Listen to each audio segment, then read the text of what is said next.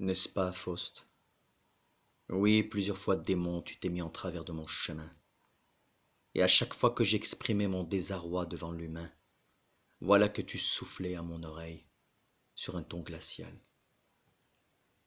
Qui se dégoûte trop de l'homme, désespère de Dieu lui-même, rompant avec la relation verticale et horizontale.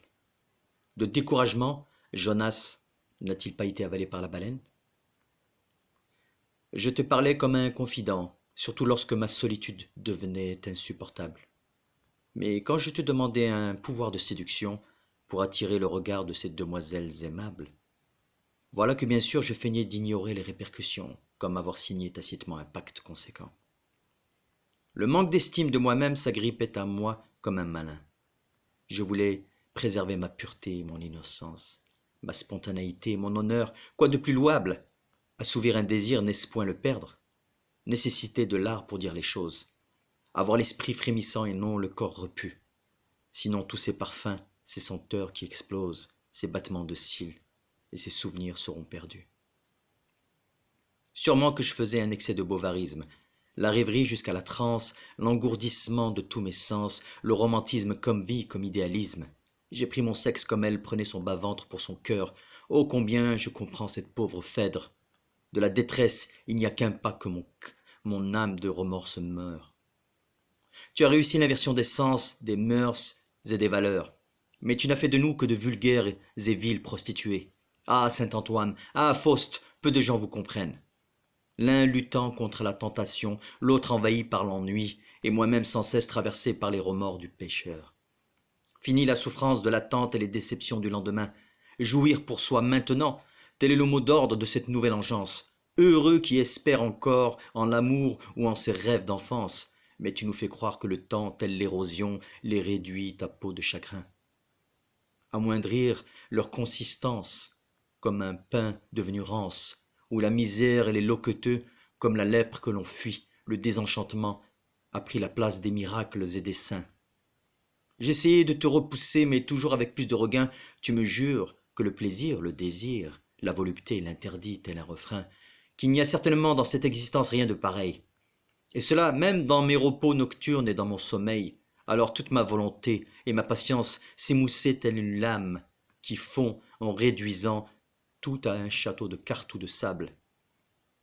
À chaque fois, la tradition et la littérature te représentent sous différents aspects. Milton t'a fait supérieur à l'homme, Michel-Ange et Dante, telle une bête humaine, alors que Goethe t'aurait fait civilisé, devant Faust que tu tiens en respect. Quant à Pessoa, il ne t'a pas trouvé dans le néant qu'il a en vain disséqué.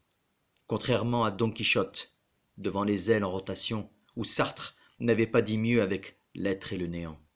Mais tu n'es qu'un Sganarelle tournant autour d'un Don Juan, ou un Gollum épiant l'anneau de Fredon tel un mendiant. En cela tu trompes les humains autant que tu te trompes toi-même par ton orgueil, alors qu'il n'eût fallu que d'une prosternation devant notre ancêtre Adam, à l'instar des anges obéissants, devant cette argile dont l'âme fut insufflée, sous le trône divin et cette majestueuse et gracieuse assemblée. De feu est ton essence et ta nature incandescente, tu te rebellas dès le commencement à nul autre pareil. On t'appelle Iblis, Méphistophélès, Belzébuth, Mara, Shaïtan ou Satan. La perte de l'homme, tu l'as juré, et depuis tu y veilles. Je le sais, jusqu'à notre mort rapide ou lente, sans relâche, ton objectif est de nous déchoir. De notre naissance, dès notre premier souffle jusqu'à la tombe, tu nous appâtes avec tes noirceurs et les côtés sombres du désespoir. Des esprits sceptiques et philosophiques n'y décèlent encore qu'illusions. Illusion et absurdité de la vie. Pas d'arrière-monde, rien que des catacombes. La littérature, l'art, la poésie ne sont-ils pas la beauté féerique de notre existence? Kierkegaard, à l'instar d'Averroès, observant les signes divins sur la carte de la nature, comme Spinoza qui n'y voyait pas qu'une simple devanture. L'être n'est-il seulement qu'un mythe, substitué par l'extérieure apparence? Tout réduire à de simples automates programmés à la consommation, à la jouissance et à l'addiction de la sensation d'assouvir nos passions. Ta plus grande victoire est d'avoir fait croire en ton inexistence ainsi que celle de Dieu, parce qui croit en l'un croit en l'autre, mais qui croit en rien ne prend rien au sérieux.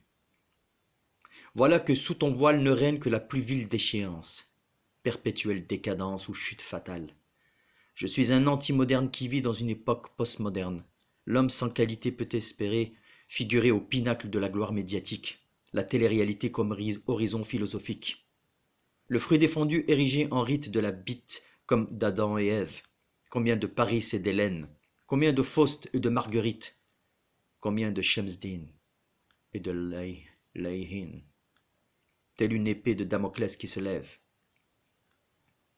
Combien as-tu trompé de générations avant nous, des plus jeunes et des moins jeunes jusqu'à nos pères, des adorateurs de statues de pierre, d'esprits et de mystères, adeptes de superstitions, prenant des fous pour des sages, pauvres foules gavées telles des ignares en communion, alors que tu sèmes les graines de la dissension et de la perdition. Là où tu as fait fort, versé dans la connaissance des textes sacrés, combien as-tu inspiré de guerre, de haine et fait couler de sang? Narcissisme, fanatisme, sectarisme, que d'aveuglement et d'errance, au nom d'interprétation des livres saints, et que de délirantes divergences, chacun se positionnant jalousement dans sa compréhension afin de maintenir son pouvoir et son emprise. Le vice est rentré comme un renard dans le poulailler.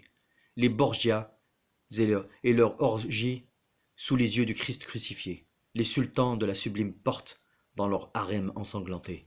Les financiers, les traders, les politiques et leurs sourires d'usuriers. Même les banquiers se disent révolutionnaires et anarchistes. Le chaos comme corollaire de leur cupidité érigée en doctrine. Et après on appelle cela les novateurs. Vive les progressistes.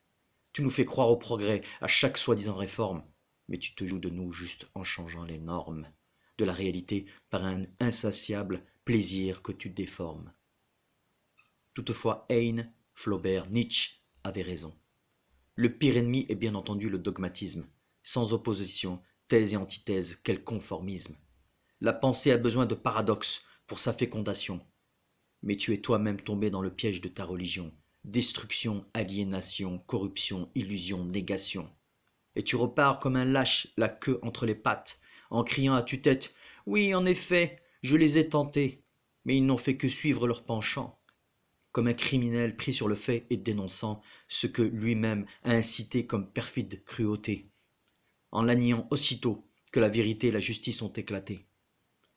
Et Satan dit, le décret une fois consommé, Dieu vous a fait promesse de vérité, mais je vous en ai fait une à laquelle j'ai manqué. Je n'avais sur vous d'autre pouvoir que de vous appeler, or vous exécutiez. Vous vous en prenez donc, pas à moi, mais à vous-même. Je ne vous porterai pas plus secours que vous à moi. Je renie d'avoir été naguère, par vous, associé à Dieu.